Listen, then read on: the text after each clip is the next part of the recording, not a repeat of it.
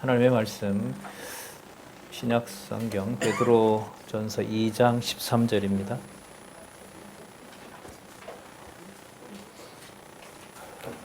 베드로전서 3절 말씀 제가 보겠습니다.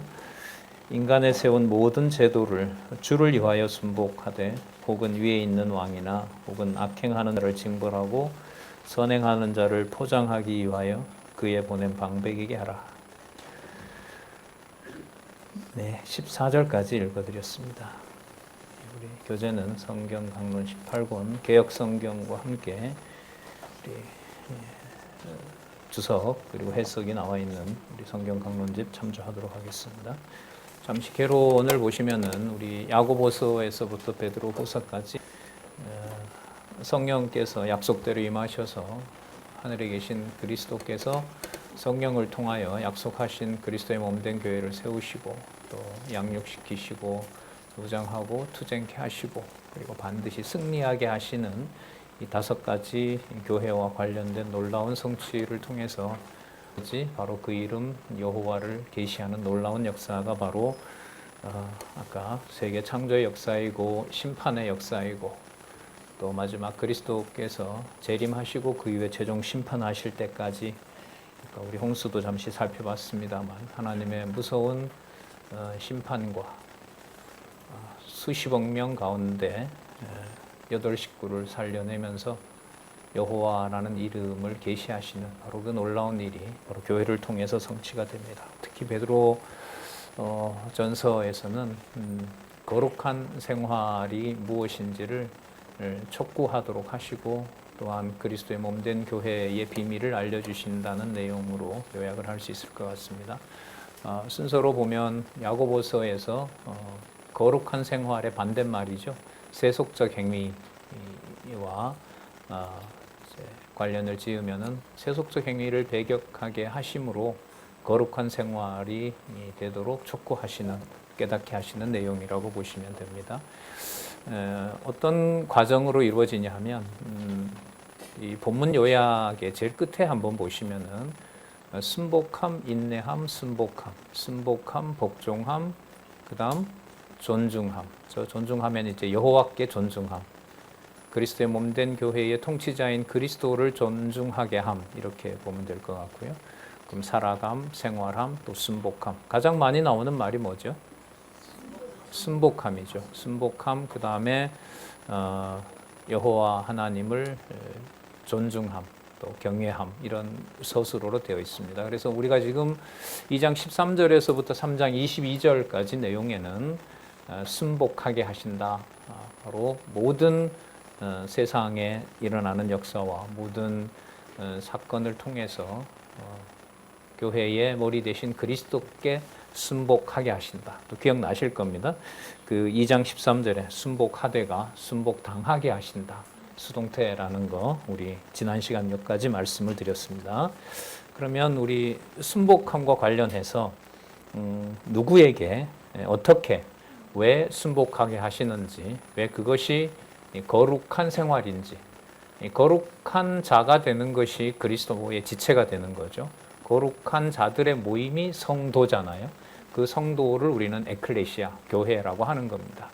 그러니까 교회 생활의 어떤 실체가 바로 거룩한 생활의 실체인데 이번 시간에 살펴볼 내용들은 순복하게 하는 겁니다. 첫 번째 요약을 읽어보면 우리 강론집에도 있잖아요. 주를 위해 이렇게 나오죠. 주는 바로 주 예수 그리스도 하나님 아버지. 성경 뒷부분으로 갈수록 하나님 아버지와 그리고 여호와 하나님, 주 예수 그리스도, 성령, 교회 이게 분리가 되질 않고 한 문장 안에 한 사건 안에 동시에 드러난다는 거죠. 그러니까 여호와 계시라는 성경 신학의 주제는 전통적으로 말씀을 드리면 삼위 하나님, 성부, 성자, 성령 하나님의 자기 계시의 사건이 됩니다. 그 계시의 실체가 뭐냐 하면 이 땅에 있는 교회이고요. 그 땅의 속성이 뭐냐 하면 구별됩니다. 그게 바로 거룩인 거죠. 그러면 이 땅으로부터 구별된다는 것은 어디에 속해 있다라고 이제 얘기할 수 있겠습니까? 하늘에 속한 것이다. 이런 걸 보여주는 거예요. 그 보여주는 내용이 바로 주를 위해 왕이나 방백에게 하나님의 종과 같이 순복하라. 그럼 왕이나 방백에게 관리들이겠죠. 예를 들면 이제 성경의 내용으로 보면 왕은 로마 황제가 비유가 될 거고 이해가 될 거고요. 방백은 로마 황제가 보낸 바로 빌라도, 예수 그리스도를 직접 신문하고 예수 그리스도를 유대인들에게 내어준 바로 그 방백, 바로 그에게 누구의 종과 같이 순복한다? 하나님의 종과 같이 순복한다는 거예요. 그러니까 로마 황제와 로마 황제가 보낸 방백들, 관리들에게 복종하는 것이, 복종당하도록 하는 것이 누구의 종이 되게 한다는 거죠? 하나님의 종이 되게 하신다는 거죠. 하나님의 종이 되게 하는 겁니다. 여러분 아시는 것처럼 우리나라는 왕정국가는 아니에요. 100여 년 전에 1910년에 끝이 났죠. 그리고 강점기가 있었고요. 그 다음에 강점기 중에 1919년에 상하이에 임시정부가 서면서 대한민국 헌법이 그때 수립이 됐죠. 그러니까 아직 그 국민주권이라는 그 국가가 우리나라는 아직 100년이 안 되죠. 1909년이니까요. 1909년에 그 상해 임시정부에서 그리고 3.1운동을 이루어졌으니까. 자, 어쨌든 왕이 아니라 대한민국은 헌법에 나와 있는 대로 그 헌법이 주관하는 나라인 거죠. 민주공화국이다라는 게 이제 법에 되어 있습니다. 자, 그 다음에 방백들이라고 하면 뭐 마을 동장부터 시작해서 아파트 동장부터 시작해서 전 어떤 모든 권력기관과 관련이 되는 거라고 할 수가 있겠죠. 예를 들면 거기에 순복하는 것이, 그 질서와 규칙에 따르는 것이 누구의 종과 같이 하나님의 종과 같이. 그럼 그 모든 제도를 여호와 하나님께서는 주 예수 그리스도를 통해서 누구의 종이 되도록? 하나님의 종이 되도록. 그럼 그때 이 하나님의 종의 의미가 뭐냐라는 게 중요하겠죠. 하나님의 종이라는 것이, 우리 왕 같은 제사장이라는 말씀 기억나세요? 2장 9절에 나왔었죠. 자, 일단 거룩한 생활의 실제와 관련해서 여러분들과 저의 거룩성이, 구별됨이, 하늘에 속한 구별됨이 무엇인지 다 볼 수는 없고요. 우리가 살펴봤던 본문을 바탕으로 삼아서 오늘 계속 본문을 이어갈 거기 때문에 2장 9절 말씀 다시 한번 보도록 할게요. 자, 같이 한번 읽어볼까요? 2장 9절에서부터 10절까지 거기에 보면 자, 한 5가지 혹은 6가지의 정의가 나옵니다. 그러니까 여러분들과 저의 거룩함이라는 것이 무엇인지를 정의하고 있어요. 어떤 교과서에도 나오지 않고 어떤 문헌에도 나오지 않는 성경에서만 얘기를 하는 여러분들과 저의 거룩성이라고 보시면 됩니다. 한글이지만 이 세상에 속한 정보는 아닙니다. 같이 읽어볼게요. 9절부터 10절까지 시작. 오직 너희는 택하신 족속이요 왕같은 제사장들이요 거룩한 나라요 그의 소유된 백성이니 이는 너희를 어두운 데서 불러내어 그의 기이한 빛에 들어가게 하신 자의 아름다운 덕을 선전하게 하려 하심이라. 너희가 전에는 백성이 아니더니 이제는 하나님의 백성이요 전에는 긍휼을 얻은 못하였더니 이제는 긍휼을 얻은 자니라. 긍휼은 자비라고 보시면 되죠. 우리에게는 긍휼, 자비는 창세전 그리스도 안에서 하나님 자녀 삼아 주신 사건, 바로 그게 긍휼이고요. 자비성이라고 할 수 있겠죠. 여기 보시면 거룩한 존재와 관련해서 택하신 족속, 그 다음 왕같은 제사장, 거룩한 나라, 하나님의 소유된 백성, 곧 하나님의 백성, 그 다음에 긍휼을 얻은 자, 5가지 개념들을 염두에 두시면서 아까 2장 13절 본문에 보면 다시 볼게요. 인간에 세운 모든 제도를 누구를 위하여? 주를 위하여. 이 주 속에는 여호와 하나님, 주 예수 그리스도를 다 포함한다고 보시면 됩니다. 주를 위하여 순복당하게 하되, 순복하게 한다는 거죠. 혹은 위에 있는 왕이나 혹은 14절 보시면은요. 악행하는 자를 징벌하고 선행하는 자를 포장하기 위하여, 그러니까 상주기 위해서, 포상하기 위해서, 그리고 왕에게 포상하면 왕의 백성으로 자신이 인정을 해주는 거죠. 그리고 자신이 마음대로 부리겠죠, 왕은. 반항을 하면 이제 목숨도 빼앗아가는 거고요, 왕정국가에서는. 포장하기 위하여 그에 보낸 방백에게 뭐하라? 하라. 뭐하라? 순복당하라 이 말인 거죠. 그러면 하나님의 종과 가치는 어디에 나오냐 하면 자 15절 보시면 16절에 나오는데요. 계속 한번 읽고 생각해 보도록 할게요. 곧 선행으로 어리석은 사람들의 무식한 말을 막으시는 것이라. 누가요? 방백들이. 구체적으로 빌라도가 이렇게 되는 거예요. 왕이 보낸 빌라도가 어떤 자였냐면 예를 드는 거예요. 선행으로 어리석은 사람들의 무식한 말을 막으려는 것이다. 자, 그 다음 16절에 보시면, 자, 이게 신학적인 해석이 들어갑니다. 자유하지만, 누가요? 누가 자유할까요? 이건 베드로 전서를 받는 성도들이에요. 수신자인 거죠. 그럼 아까 수신자의 성격이 뭐였어요? 왕 같은 제사장? 그 다음. 왕 같은 제사장? 예? 하나밖에 생각 안 나세요? 자, 거룩한 나라, 택하신 족속, 왕 같은 제사장, 하나님의 소유된 백성, 하나님의 긍휼을 입은 자. 자, 그 자이니까 이 속성이 뭐냐면 자유인 거예요. 그러니까 어디로부터 자유로운 거예요? 이 세상에 있는 어떤 무엇으로도 강제할 수 없는 자유를 말하는 거죠. 그럼 이때 자유는 이 세상에서 말하는 자유의 속성이 아니죠.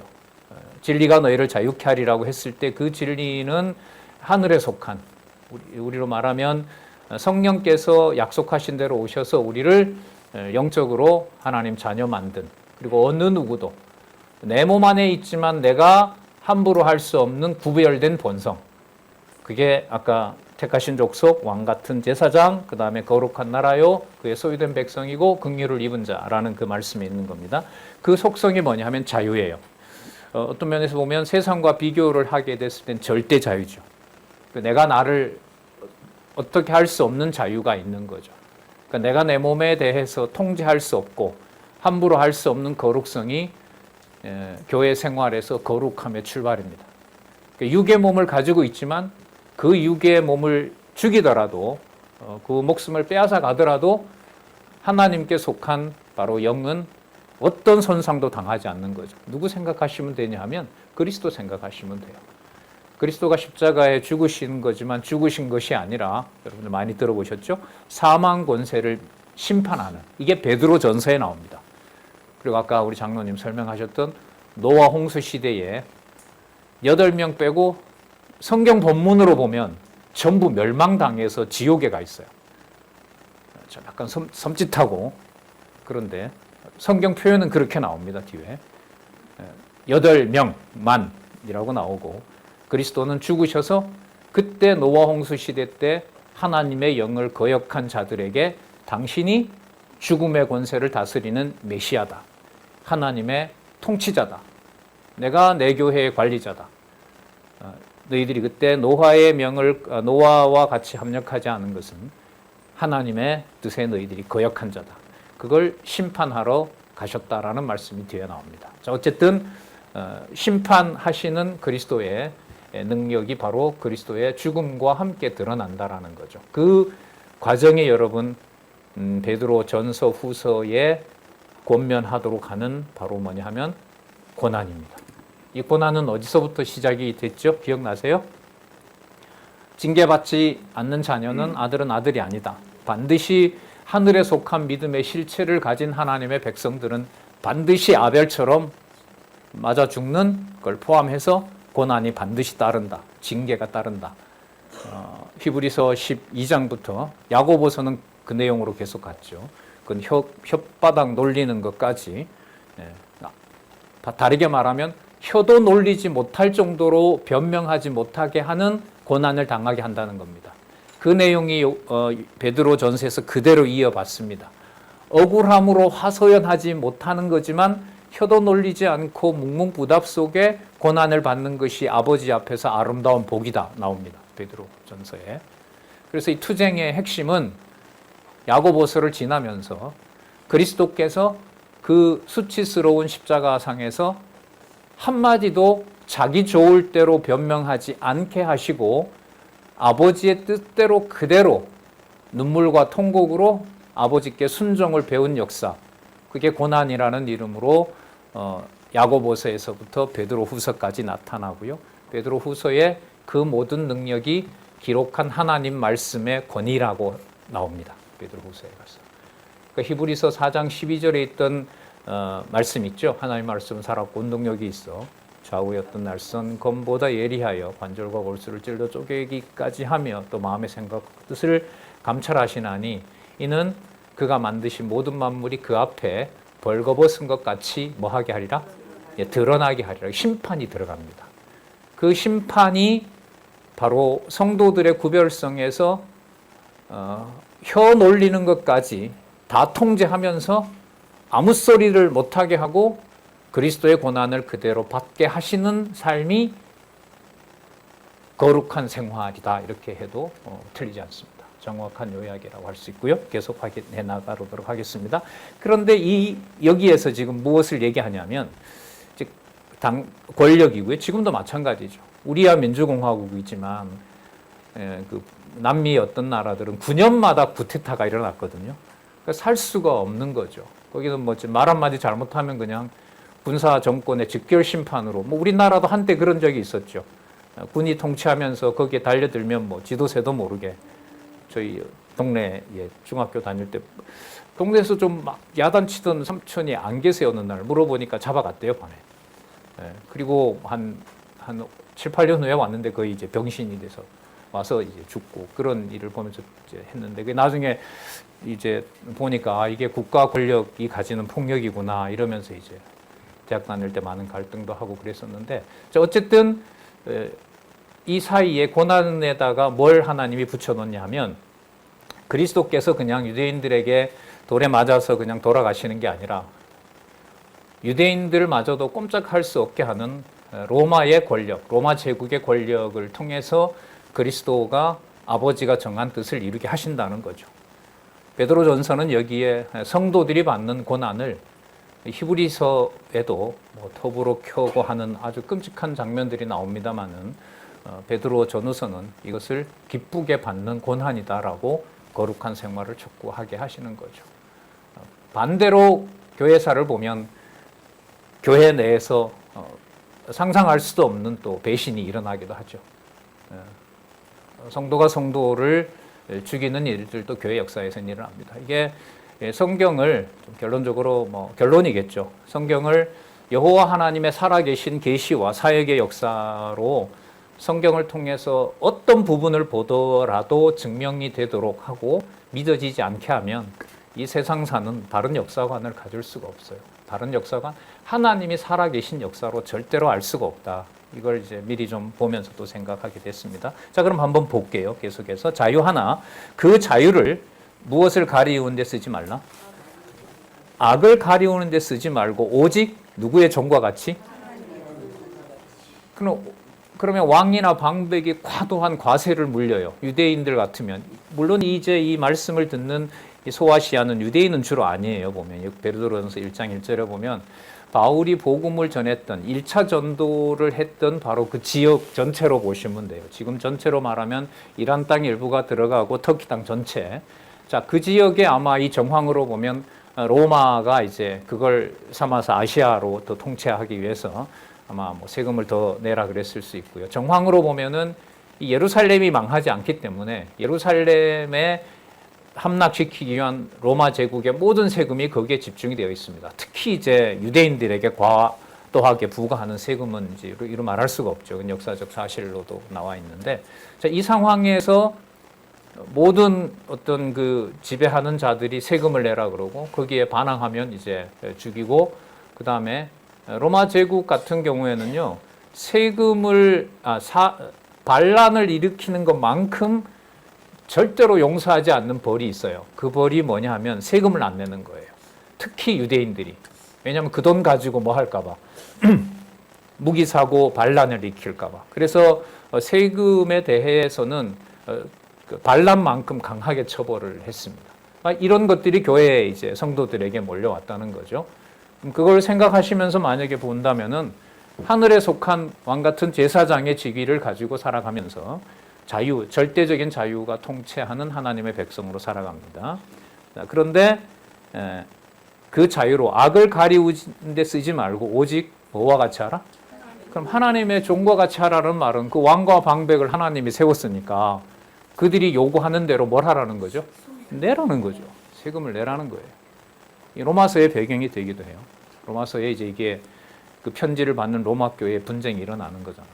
거기에 이제 유대인들 같은 경우에 우리가 세금을 내면 이 세금이 유대에 있는 내 형제들을 죽이는 자금이 된단 말이죠. 그럼 이걸 세금을 내야 되느냐 말아야 되느냐. 그 문제가 로마 교회의 역사적 배경이 되기도 하죠. 뭐 우리로 말하면 집안에 있는 모든 걸 다 털어 간다 그래요. 만약에 일본이. 근데 일본이 그 군자금을 모아서 우리 여기 나이 드신 권사님들 아시겠지만 일제가 마지막에 놋까지 다 가져가잖아요. 놋 가져가서 이제 그 총탄 만들려고. 그런데 그 비용들이 가서 이제 뭐로 쓰이죠? 예를 들면 우리 삼촌이 독립운동 하는데 그 독립운동 하는 삼촌을 죽이는 비용으로 쓰이는 거죠. 그러면 세금을 기꺼이 내야 될까요? 말아야 될까요? 이게 답이 나오질 않는 거예요. 성경에 답이 나오지 않는 것은 다른 길이 없어요. 누구 이름 안 부르면 넘어져요. 여호와 이름에다가 맞춰 놓는 거죠. 우리 자손언약 성취 섭리에서 광야 40년, 그 다음에 땅언약 성취 섭리 다음에 왕 올 때까지 400년, 300년, 통치 언약 이루신 다음에 남북 갈라지고 북쪽 이스라엘 망하고 남쪽 유다가 갈라지고 처참하게 죽이는 사건, 처참하게 심판받는 사건, 그 모든 사건이 전부 성경 신학의 주제인 누구의 계시? 여호와 계시로 가는 거죠. 오늘도 마찬가지예요. 그러니까 하나님의 종과 같이 하라라는 거죠. 그럼 그 권력을 표면적으로 보면 그 왕과 방백이 하는 것 같지만 누가 한다는 거죠? 하나님의 종이라는 거죠. 내 종이 시키는 그 명령은 내가 시키는 거니까 그대로 따르라는 거죠. 이게 안 됩니다. 심정적으로 받아들이기가 어려워요. 17절에 보면 무사람을 공경하며 형제를 사랑하며 그 다음 또 나와요. 아까 하나님의 종과 같이라고 했잖아요. 지금 보시면 누구를 두려워하여? 하나님을 두려워하여 왕을 뭐 하라? 뭐 달라고 하는? 세금 달리고 징집하러 오는. 우리 아들이 있는데 이게 로마 군인도 아닌데 로마 군인들은 돈을 입이 되거든요. 근데 그것도 안 하고 그냥 무조건 잡아가서 쓴단 말이죠. 부역으로. 그러한 왕에 대해서도 뭐 하라? 뭐 하라? 공경하라. 난제죠. 해석해 가기가 어려운 거예요. 그래서 아까도 미리 말씀드렸지만 여호와 계시라고 하는, 그리고 표면적인 게 아니라 성경은 여기 보시면은요, 왕은 눈에 보여요, 안 보여요? 보이죠. 하나님 공경은 눈에 보여요, 안 보여요? 안 보이죠.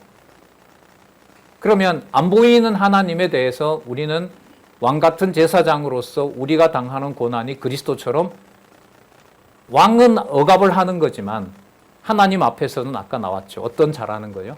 뭘 가지고 있는 자다? 자유한 자라는 거예요. 그럼 이 땅에서 당하는 어떤 부당한 권력의 그 희생양이 되는 것이 거룩한 생활과 관련해서는 우리가 어떤 자이다? 자유한 자다라는 것을 알려주는 게 여러분 거룩한 생활의 촉구인 거죠. 그 촉구라는 말은 빨리 막 서둘러서 말하는 거잖아요. 설명이 아니라. 그러니까 이 저자는 여기서 촉구라고 쓰면서 이게 역사적 해석을 고려를 해서 제목을 단 거예요. 그럼 상황을 보면 보시겠지만 이게 지금 상황이 가만 무슨 설명을 듣고 있는 상황이에요? 다급한 상황이에요? 다급한 거예요. 그러니까 교회 내에서 따라야 되느냐 말아야 되느냐. 그리고 모든 그 로마의 속주에서는 온 천지에 다 반역이 일어납니다. 그럼 이때 이 부당한 권력이 우리 교회 내에서 만약에 이 편지를 받는 사람들이라면 이거 우리 받아낼 수 없다. 나는 로마에 맞서서 레지스탕스 지하로 가서 이 사람들하고 나는 싸워야 되겠다. 는 형제가 있을 수 있고요. 아니다. 이거 따라야 된다.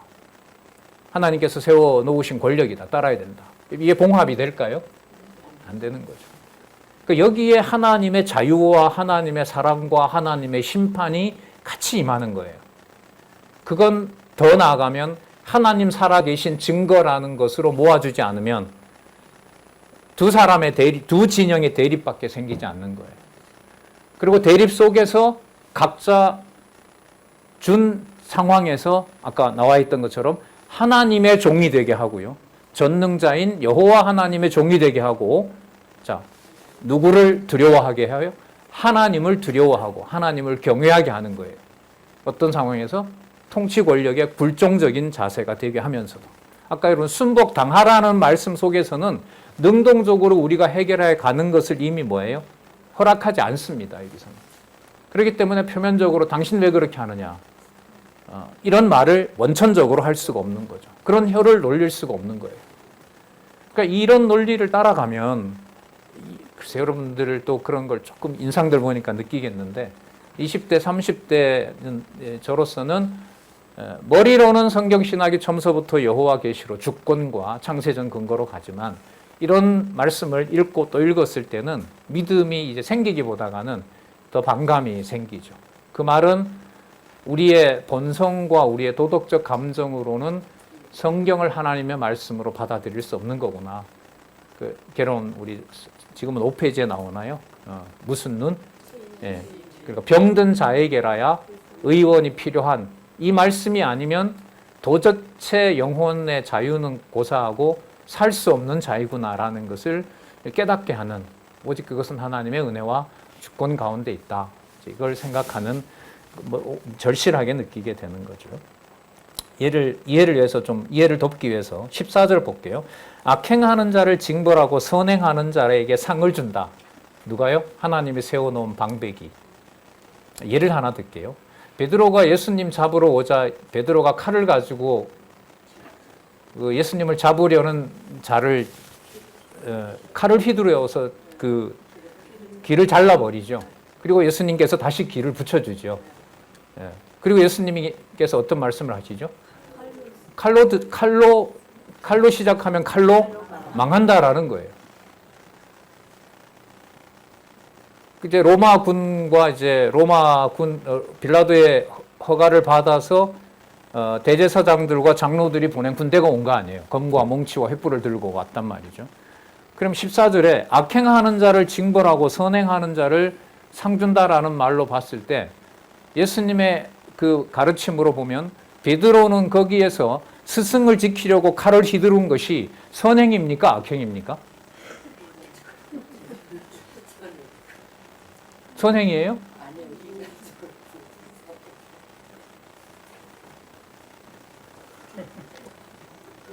이게 머리로 좀 나름 생각한다고 하고 제가 또 철학과 나왔잖아요.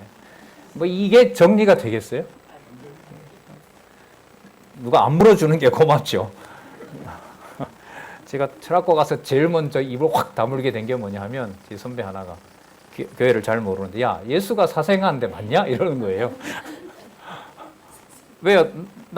부부 관계를 통해서 태어난 사람이 아니잖아요, 예수께서는. 그죠? 근데 저를 보고, 너 교회 다니냐? 이럴 거예요. 근데 하나만 물어보자. 예수가 사생아냐? 이러는 거예요.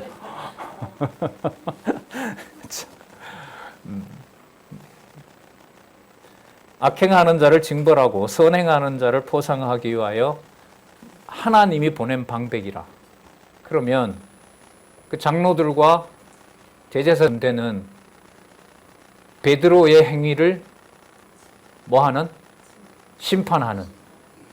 베드로가 하는 것이 무엇이 잘못이고 무엇이 잘못이 아닌지, 그걸 그 현장에서 예수님이 가르쳐 주잖아요. 그러니까 저들을 세워놓은 것은 누구다? 하나님이 세워놨다. 근데 하나님은 지금 나를 십자가에 처형하기 위해서 저들이 온 것이다. 그리고 그들은 나를 반드시 뭐 해야 된다? 붙잡아 가야 되고 나를 죽여야 된다. 그런데 거기에 베드로는 그걸 뭐 하는 거죠? 반대하는 거죠. 그러니까 하나님과 방백이 주도하는 하는 일을 베드로는 거기에 니들이 그렇게 하는 것은 악이다라고 생각하는 거 아니에요. 그러니까 선과 악이 부딪히는 건데, 자, 인간적인 표현은 뭐 누구의 손을 예수님이 들어줘요? 베드로 보고 진짜 너야말로 내 수제자다 이게 아니고, 칼을 접어라. 칼 가지고 설치면 너 칼로 망한다. 베드로를 뭐 한 거죠? 스승을 지키기 위해서 의로운 행동을 한 것처럼 보이는 베드로를 뭐 한 거죠? 책망한 거예요. 책망한 거예요. 그러면 책망은 바로 도덕적 책망이 아니잖아요. 누구에 대한 반역이 되는 거죠?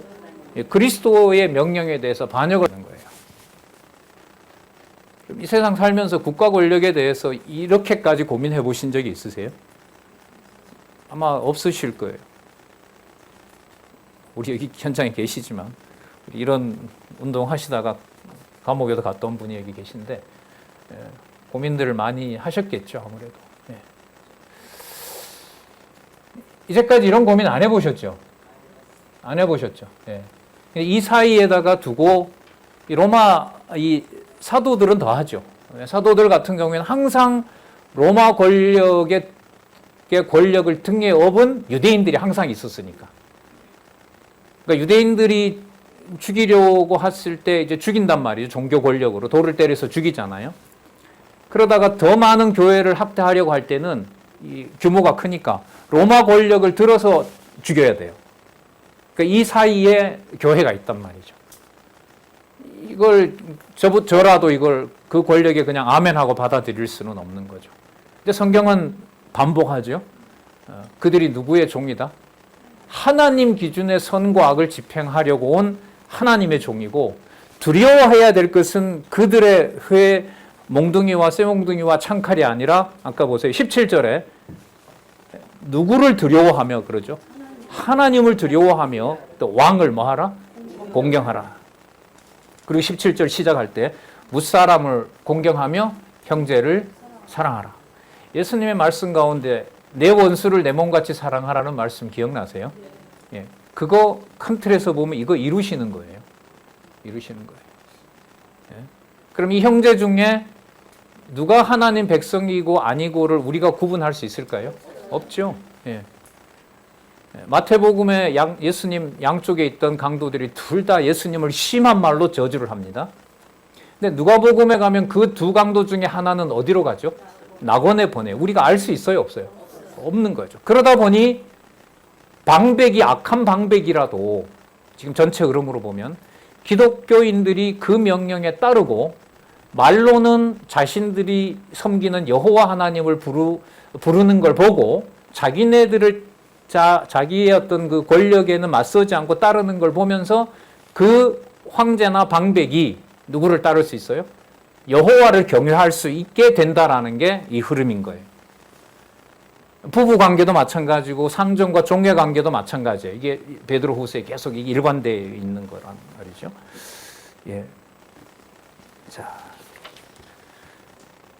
무사람을 공경하며 형제를 사랑하며 하나님을 두려워하며 왕을 공경하라. 그래서 아까 어느 경우 보다가 아까 2장 9절만 우리가 잠시 봤는데 이 흐름이 굉장히 중요해요. 그리고 여러분 아셨을 텐데 선과 악의 기준이 절대적으로 누구 기준이에요? 하나님 기준이에요. 하나님 기준이에요.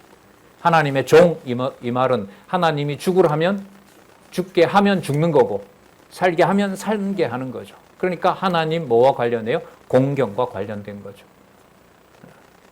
이걸 예를 들면 우리는 지금 어떤 공산국가도 아니잖아. 입헌민주주의 국가이고 헌법이 최고의 어떤 권위고 이랬을 때 그 헌법에 대해서 따르는 것이 어떤 것인가 이거는 좀 더 또 생각을 해봐야 돼요. 왕은 없어요 우리나라에. 대통령이 왕은 아니잖아요. 왕도 잘못하니까 어디에서 탄핵해버려요? 어디에서? 국회에서요? 아니죠. 어디에서 파면해요? 헌법재판소에서. 헌법재판소는 무엇을 최고 권위로 보존해요? 헌법재판관들은 헌법을 권위로 유지하라고 우리가 월급 주는 거 아니에요? 그럼 그 헌법에 따라서 최종 기관이 헌법이 되는 거죠. 그러면 우리나라 진짜 초등학생부터 헌법에 열풍인데 너무 똑똑해지는 나라가 되는데 어느 세상에 이 나라가 초등학생부터 전 국민까지 헌법 공부하는 나라가 어디 있어요? 그만큼 이 지식이 올라가는 거잖아요. 그럼 그 헌법을 기준으로 해서 공경한다? 헌법을 존중한다? 그게 그리스도인으로서 어떤 의미가 있느냐? 헌법에 보면 4대 의무도 있고 언론 집회 결사의 자유도 있고 반항할 것도 있고 대법원까지 3심제도 있고 이런 좀 문제들이 있어요. 거기에서 교회가 그리스도의 몸된 교회가 진리의 말씀을 따라서 사는 것이 어떤 것인가? 자, 이런 부분에는 특별한 연구 주제 발표라든지 그런 논의가 필요한 거죠. 지금 성경 이 부분에서는 우리가 이 답을 일단 확인하고 계속 넘어가 볼게요. 하나님의 종과 같이 하라. 무사람을 공경하며 형제를 사랑하며 누구를 두려워하며 하나님을 두려워하며 왕을 공경하라.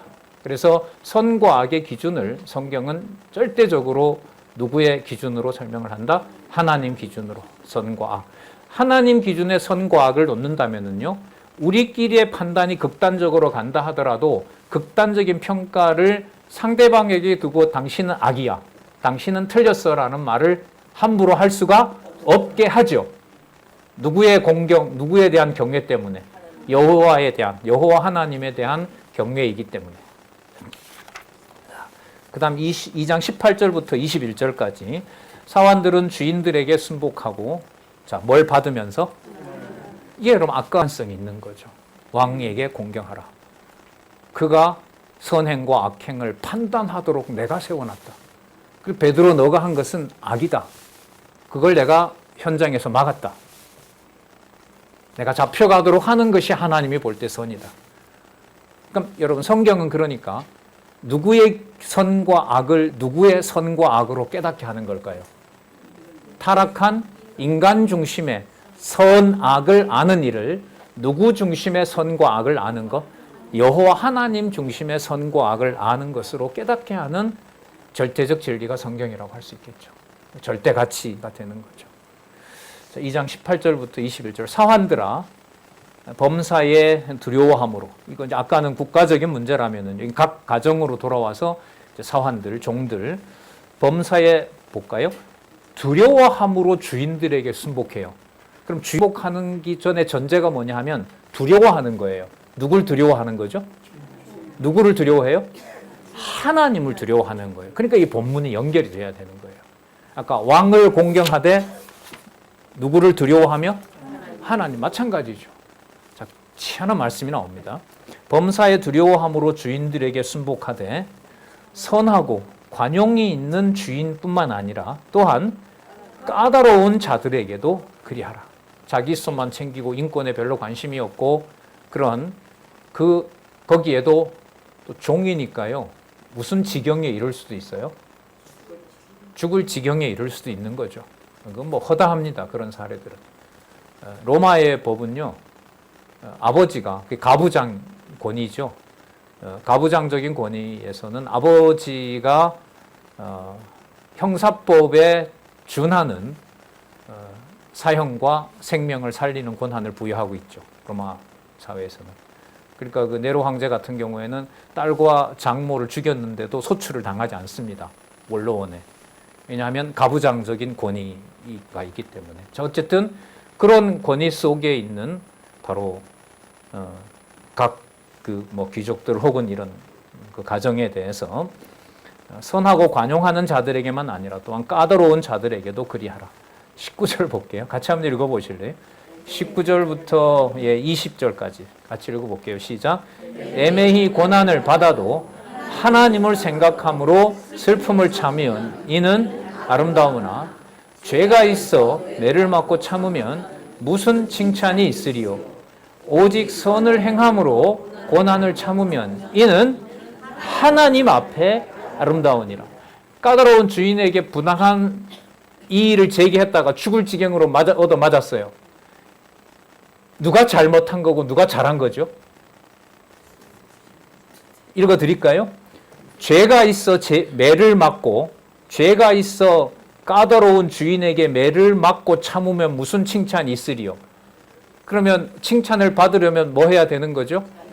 대들다가 아무 소리 못하고 죽을 지경까지 얻어맞는 것이 칭찬이라는 거죠. 오직 선을 행함으로 고난을 받고 참으면, 그러니까 애매하게 고난을 당하고 또 일을 똑바로 안 한다고 달려들지도 않았는데 맞았어요. 엄청 억울해요. 그게 오직 선을 행함으로 고난을 받으면 이는 하나님 앞에 뭐 한 일이라고요? 아멘 하나도 못해요. 저도 안 돼요. 아멘 돼요? 안 되죠? 안 됩니다. 따라서 말씀을 깨닫게 하는 주체는 성경 신학에서 성령께서입니다. 어떤 방식으로 순종하게 하려는지 모릅니다. 그 앞에 하는 척 할 수도 있고요. 대들 수도 있고요. 반란을 일으킬 수도 있고요. 그래서 주인을 죽일 수도 있고요. 어떤 양상으로 드러날는지는 몰라요. 그러나 그가 그 행위 전에 하나님의 자녀로 선택함을 받은 하나님의 거룩한 백성이라면 누구 앞에서 평가를 보게 되는 거죠? 하나님 앞에서의 평가를 보는 거죠. 지금 여기 보시면 여러분 계속해서 누구 이름이 연결어가 되죠? 하나님. 이게 여러분 여호와 계시예요. 이거는 무슨 뭐 부모가 앉아서 자식에게 뭔가 도덕적 교훈하고 이런 거 안 됩니다. 이것만 그런 게 아니라 말씀의 권위가 원래 그렇다고 저는 생각을 해요. 이 부분은 내가 권면할 수 있을 것이다. 하나님 앞에 아름다우니라. 21절 볼까요? 이를 위하여 너희가 부르심을 입었으니. 이를 위하여 부르심을 입었다는 말은 하나님 앞에서 아름다운 자로 부름을 입고 하나님 앞에 아름다운 자로 만들게 하시는 것이 목적이니까. 자, 누구 얘기가 들어와요? 그래서 여러분 본문을 읽어 가시다가 도덕적인 감정에 딱 매이면은요, 방법은 하나밖에 없어요. 그리스도가 어떻게 하게 하셨지, 아니면 그리스도가 아버지 앞에서 어떻게 했지, 그걸 보시면 돼요. 복음서에 나타난 그게 여기에 다 성취되기 때문에 사도행전 1장 12절부터 계시록까지 어떤 내용도 복음서에 근거를 두지 않고 이루어지는 건 없어요. 그러니까 전부 누구를 통해서? 그리스도를 통하여. 그러니까 여기에 복음서 내용이 다 들어가는 거예요. 이를 위하여 너희가 부르심을 입었으니, 자, 그 근거를 찾아보자는 것이죠. 누구도? 그리스도도 너희를 위하여 뭐 한 거다? 고난을 받았다. 그럼 이게 뭐냐면 종이 까다로운 주인한테 억울하게 진짜 목숨이 위태로울 정도로 얻어맞았어요. 그리고 주인이 봤을 때 이 자가 내 종이기 때문에 때리는 자도 있지만 이 자가 데우스, 하나님을 믿는 자임을 예를 들면 알아요. 그럼 그가 순종하는 것을 통해서 누구의 이름을 전하는 기회가 된다는 거예요? 아버지를 전하는, 하나님 아버지 주 예수 그리스도를 전하는 자가 전하는 복음을 전하고 그걸 받는 기회가 생긴다는 거예요. 이게 여러분 나중에 부부와 남편과 아내 관계도 이렇게 되는 거예요. 똑같은 맥락입니다. 상황은 다르지만.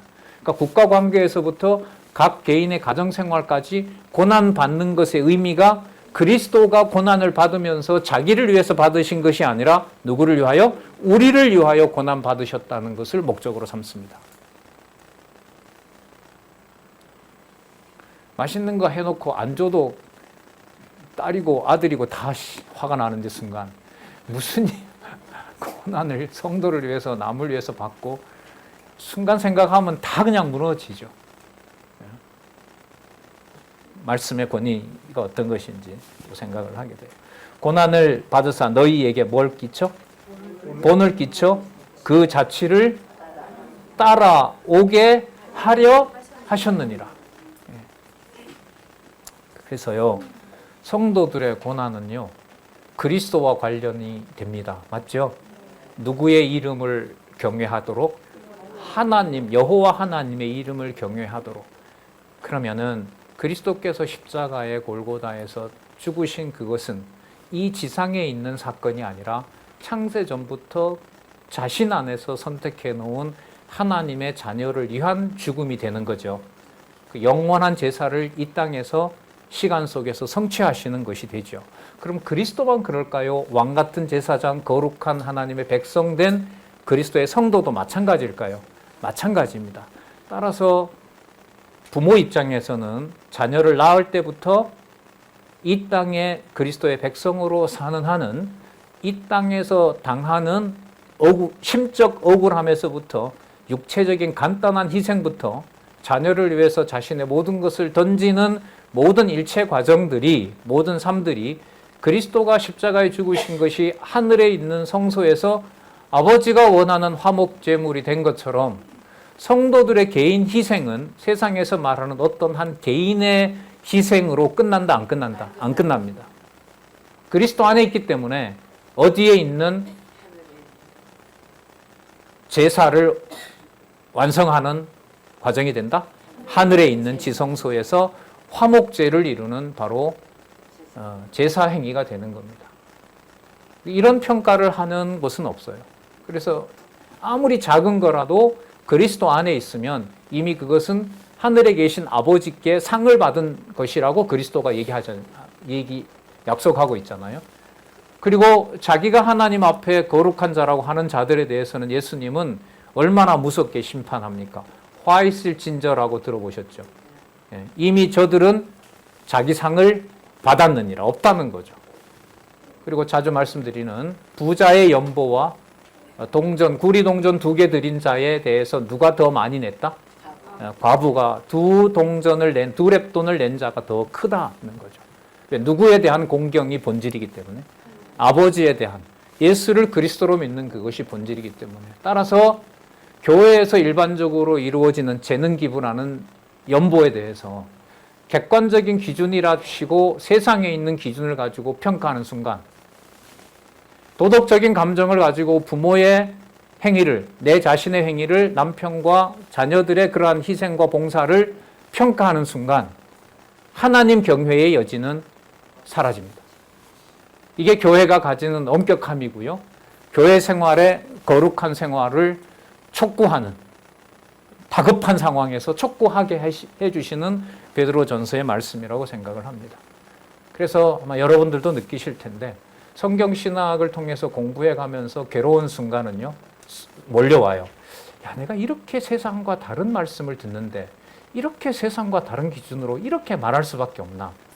그게 반성인지 자괴감인지, 어떨 때는 기분도 나쁘죠. 이렇게 수십 년, 30, 40년을 가까이 거의 매일 이 말씀을 생각하고 여호와 이름을 부르는데도 한순간 이해관계 속에서 이렇게 날아가 버리나?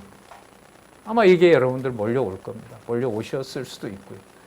거기에서 오늘 이 말씀에 보여주시는 대로 그 연결을 시켜주는 고리는 하늘로 향하는 단 하나의 이름밖에 없어요. 누구의 자녀인 비밀? 여호와 하나님의 자녀인 비밀, 이거밖에는 없는 겁니다. 여러분, 이걸 듣는다고 해서 이 베드로 전서의 수신자들의 삶이 그 다음날 뭐가 달라지겠습니까? 아니잖아요. 고난을 얘기하니까 이 편지를 받음으로 그 다음날 더 혹심한 고난이 따라와요. 그리스도께서 너희들은 평안하라고 했으면 평안한 일이 벌어져야 되는데 그 다음날 그리스도가 죽는다는 말이죠. 십자가에서. 평안은 세상으로 보면은 어떻게 되는 거예요? 보존되는 게 아니라 더 사라질 수가 있다는 거죠. 자, 너희에게 본을 끼쳐 그 자취를 따라오게 하려 하심이니라. 그러면서 그리스도를 소개합니다. 2장 22절에서부터 25절까지. 자, 하나님, 그 다음에 그리스도가 본을 끼쳤다는 거요. 본을 보이셨다는 거 22절부터 전부 그리스도와 관련된 거기 때문에요. 성도님들과 당시에 고난받는 지체들이 그리스도와 함께 있으면 왜 이들이 왕같은 제사장이고 거룩한 백성이고 하나님의 긍휼을 받은 자인가? 그 의미가 그리스도와 함께 22절부터 25절까지 담겨 있는 거예요. 나와줄 때가 됐죠. 이런 의미를 담아놔야 이 땅에 살지만 뭐 되어 있다? 구별된 거룩한 백성이라는 걸 깨닫게 하시니까요. 같이 한번 읽어보고 마치겠습니다. 22절부터 25절까지 시작. 저는 죄를 범치 아니하시고 그 입에 괴사도 없으시며 욕을 받으시되 대신 욕하지 아니하시고 고난을 받으시되 위협하지 아니하시고 오직 공의로 심판하는 자에게 부탁하시며 친히 나무에 달려 그 몸으로 우리 죄를 담당하셨으니 이는 우리로 죄에 대하여 죽고 의에 대하여 살게 하려 하심이라. 저가 채찍에 맞음으로 너희는 나음을 얻었나니 너희가 전에는 양과 같이 길을 잃었더니 이제 너희 영혼의 목자와 감독이신 이에게로 돌아왔느니라. 따라서 가정도 똑같은 원리입니다. 라는 게 3장 1절부터 이어집니다. 읽고 싶지 않으실 것 같다는 생각, 우려이지만, 같이 생각하고 고민하신다고 수고하셨습니다. 기도하겠습니다. 하나님 아버지 감사합니다. 말씀의 권위 앞에 우리의 머리털까지라도 다 내려놓고 오직 말씀하시는 이 권위를 따라서 아버지께서 기뻐하시는 삶을 살고 싶습니다. 하지만 육의 몸을 이 땅에 두신지라 그때그때마다 하나님 정하신 방법과 주권적인 섭리로 여호와 이름을 각 성도들이 다양하게 또 서로 이해가 안 되는 방식으로 부르게 하실 것을 우리는 약속으로 받았습니다. 아버지의 이름이 입에서 떠나지 않게 하여 주시고 기록한 말씀, 특히 모든 기록을 하나님의 생명의 말씀으로 허락해 주신 우리 성경신학 지체들, 동역자들, 선배들, 후배들 진리 안에서 하나님 이름 잃지 않도록 우리의 입술과 우리의 생각과 우리의 모든 양심까지도 주관해 주시옵기를 간절히 소원하오며 예수님의 이름으로 기도드렸습니다. 아멘.